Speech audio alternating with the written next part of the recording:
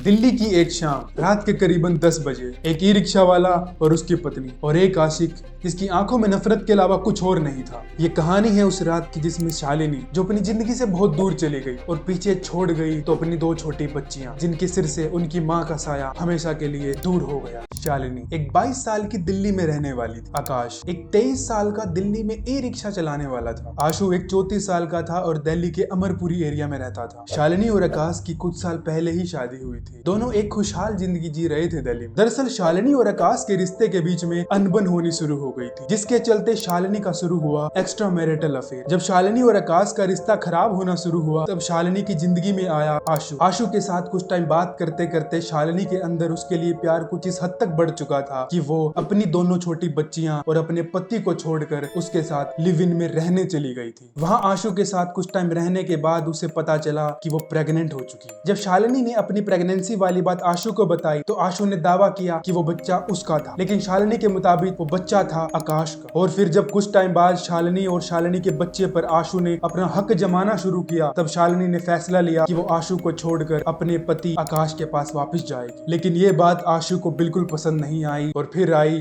वो काली रात। शनिवार को करीब 10:15 पर शालिनी और आकाश उस रात अपनी दो छोटी बच्चियों के साथ शालिनी की माँ से मिलने गए थे। उन दोनों का पीछा करते करते आशु भी वहीं आ गया था। जब वो लोग वहां से निकल रहे थे तब आशु ने देखा शालिनी रिक्शा में बैठी है और आकाश उसके साइड में खड़ा हुआ है। उन दोनों को वहां देखकर आशु उनकी तरफ बढ़ने लगा। आशु को अपनी तरफ बढ़ते हुए आकाश ने देखा कि उसके हाथ में चाकू था और आंखों में खून सवार। फिर उसी चाकू से आशु ने आकाश पर हमला किया, जिसका बचाव करते हुए वो दोनों जमीन पर गिर गए। फिर आशु की नजर पड़ी रिक्शा में बैठी शालिनी पर। मानो शालिनी को देखते ही आशु के अंदर का गुस्सा इतना बढ़ गया कि उसने उसी छुरे से शालिनी और उसके पेट में पल रहे बच्चे दोनों को जान से मार दिया।